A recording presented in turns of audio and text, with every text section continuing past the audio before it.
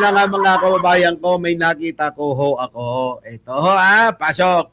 Congress to pass Yan. the extension of the benefits enjoyed by the lifeliners from 2021 to 2051. Minsan na po itong naamyendahan ng ating Kongreso. In-extend po yung benefits para sa lifeliners mula 2011 to 2021. Ngayon po, ang hinihingi ng ating Pangulo sa Kongreso ay muli i-extend po yung lifeliners benefits from 2021 to 2051. Puting na yan mga kababayan, ano? Nakita nyo ba mga kababayan, no? Yung tipong DDS ka pero panireklamo ko sa taas ng kuryente, si Rudy pala may gawa. Actually, hindi naman siya lang yung may gawa. Ang may akdaho niyan mga kababayan, yung pong panahon ho ni Gloria. Yung kanyang speaker noon, ang author niyan yung Puentabella. Nakuha nyo mga kababayan ko? Yung author niyan nung panahon ni Gloria Arroyo, yung kanyang speaker na si Puentabella. Eto mga kababayan. Nag-research tayo. Mga kababayan ko eto na. Sino ba yung nag-author niyan? Si dating House Speaker. Ito mga kababayan, lakihan lang ho natin para makita natin pare-parehas. Si dating House Speaker Arnulfo Noli P. Puentabella ang kinikilala bilang principal author ng ito ho yung yung IPIRA o ano yung mga nilalaman niya. Ako mamaya talakayin natin ng Electric Power Industry Reform Act o IPIRA. Yan yung IPIRA. Republic Act number 9136 sa Pilipinas. Ang batas na ito ay nilagdaan noong Hunyo 8 taong 2001 upang baguhin at i-restructure ang industriya ng kuryente sa bansa. Kita nyo mga kababayan ko Kaya putang ina nyo mga didis kayo, huwag nyo sinisisi yung manong namin Ang ina nyo talaga, oo. Ito yung mga may kasalanan, si Manong Bongbong sinisisi nyo, putang ina nyo. Iba pang mahalagang impormasyon. Ang IPIRA ay naglalayong tiyakin ang maaasahan at abot kayang supply ng kuryente. Abot kaya, putang ina, bakit ang mahal-mahal putang ina nyo? Sa pamamagitan ng privatisasyon ng National Power Corporation NPC. Kita nyo, Dahil pinarivatize mga kababayan itong NPC, itong National Power Corporation, binenta ni Gloria, putang inang yon. Dahil sa batas na ito, itinatag ang wholesale electricity spot market. Ayan wholesale electricity spot market or WSM at ang Energy Regulatory Commission o ARC. Ano? Eto, sino lumagda? Putang ina, eto na. Tingnan nyo mga kababayan, tingnan nyo. Eto. Ang Electric Power Industry Reform Act o IPIRA, tingnan nyo eto. Ay nilagdaan ni dating Pangulong Gloria Arroyo na maliit. Siya po ang naging pinakabansot na naging presidente ng Pilipinas. Noong Hunyo 8 taong 2001. Narito ang ilang mahalagang detalye tungkol sa pagpasa ng batas na ito. Buti na lang yung batas, mga kababayan. Layunin, restrukturahin ang industriya ng kuryente sa Pilipinas, isa pribado ang mga ari-arian ng National Power Corporation, NPC. Kita nyo, imbis na pag-aari ng gobyerno, ayan, ginawa na hong private daw. Magdala ng kompetisyon upang mapababa ang presyo ng kuryente. Mali yan. Utang ina nyo talaga, tatanga nyo. Pwede bang mapababa nyo yan dahil dadami ang kompetisyon? Mga bobo kayo. Pahubog. Oh, ang batas ay binuo at ipinasa ng Senado at kapulungan ng mga kinatawan ng Kongreso. Congress of the Philippines. Bago lagdaan ng Pangulo. Epekto dahil sa IPIRA na buo ang wholesale electricity spot market. WSM nga at pinalitan ng Energy Regulatory Commission ERC ang dating Energy Regulatory Board. Paunawa, ito sa baba, basahin nyo. Ang IPIRA ay madalas na sinusuri at binabatikos dahil siya patuloy na mataas na singil ng kuryente sa bansa. Putang ina nyo. Ano nangyari mga kababayan? Narito ang pangunahing papel ni Duterte sa IPIRA. Itong IPIRA. Ito mga kababayan pagpapalawig ng lifeline rate. RA 1152. Noong Mayo taong 2021, nilagdaan ni Duterte mamamatay tao at magnanakaw at sinungaling ang putang ina. Ayan Itong tinatawag na Republic Act number 11552 na nag-amyenda sa Section 73 ng EPIRA. Papel, pinalawig nito ang lifeline rate o ang subsidiya sa kuryente. Putang inang subsidiya yan, tayo pala nagbabayad. Para sa mga mahihirap na kababayan na gumagamit ng mababang kuryente. Kita nyo? Mas mababa bawat buwan sa loob ng karagdagang 50 taon. Kita nyo paano to? Dinagdagan pa ng 50 taon mga kababayan. Layunin, tiyakin na abot kaya ang kuryente para sa mga marginalized end user. Kaya mga kababayan, huwag ho kayong magtaka kung bakit ang daming mga ang daming nakalagay doon na charges. Meron doon yung distribution charge. Kung ano-anong mga charge pati yung system loss charge. Alam nyo ba yon mga kababayan? Biruin ninyo supply. May charge yun. May charge yun pagkabili. May charge yun. Putang inang mga negosyante na ito, niloloko tayo. 12% ban, tayo kakarga nun. Tapos pag i-distribute, may charge ulit na 12%. Mga kababayan, walang katapusan yun. Ito pa matindi mga kababayan ko, baka hindi nyo pa alam. Matagal na nating alam to. Yung system loss. Habang gumagapang yung kuryente mga kababayan, sa ginagapangan na yan, maraming mga nakasuso.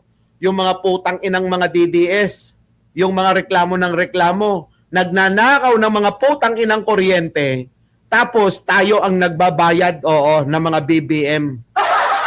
Mga BBM supporters. Alam nyo ba yun? Yun yung system loss. Habang gumagapang yan, pupunta sa mga kabahay-bahayan hanggang sa kung saan-saan.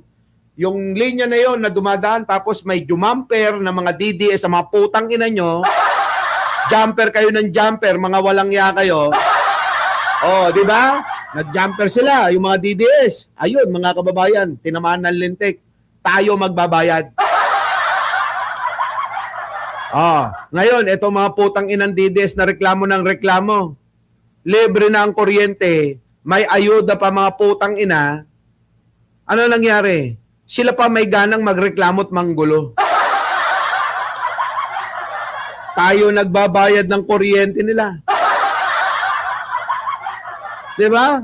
Nakita nyo mga kababayan ng mga pinaggagawa ng mga putang inan to, tapos sinisisi si Pangulo.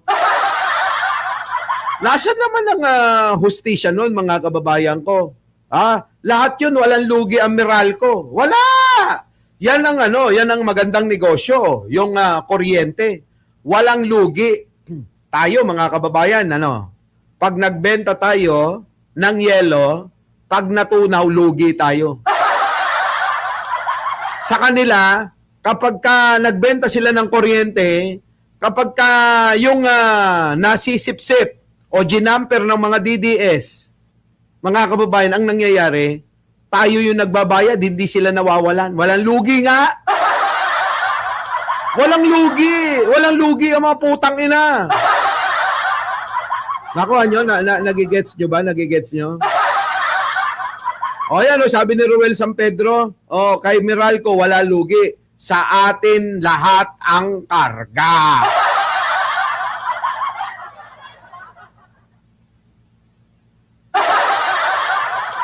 Alam nyo masakit? Alam nyo masakit?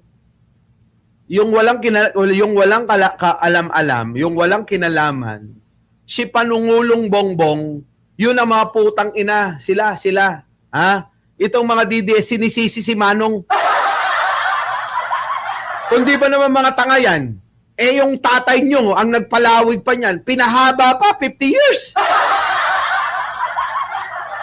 Tangina, hindi na nga natin alam kung aabutin pa natin yun, aabutin pa ng mga anak at apo natin yun. Hayop talaga itong si Digong, mga kababayan, walang ginawang mabuti. Etong si Duterte, walang ginawang mabuti ito. Biruin nyo, patay na tayo. Yung mga anak natin nagbabayad pa rin at pinagdudusahan pa rin yung ginawa niyang pagpapalawig na yan. At aabutin pa ng mga apo natin to. Nakuha nyo? O, kita nyo? Grabe, no? Grabe ang ginawa ni Digong, ano?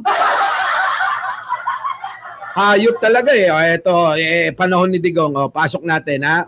Yan. Congress to pass the extension of the benefits enjoyed or enjoyed by the lifeliners from 2021 to 2051. Kita nyo? To 2021 to 2051. Ayop talaga, putang ina mo, Duterte ka. Alam nyo yung sinasabi nila na para daw ito sa mga mahihirap, ganon, kineme. Style lang ni Digong yung hayop na yun eh. Style lang ho yun, pero ang totoo, pang-uuto lang yun eh. Pang-uuto para mahalin siya ng mga bobot tanga. Hindi alam ng mga tao, nakala nila pinakikinabangan nila. Pero ang totoo, ang nakikinabang, yung mga oligarko, na mga negosyante, na mga may-ari ng Meralco. Huwag nga kayong tanga, putang ina. Totoo, ginamit tayo ni Digong na dahilan, kunyari, pero ang totoo, sa ginagawang ito ni Duterte, ang nakikinabang yung mga oligarko, yung may-ari ng Meralco. Yung sinasabi nila, mga kababayan, na para sa mahirap, para sa tao, putang ina, kalokohan yun. Malaking katarantaduhan yun. Diba? Galit na eh.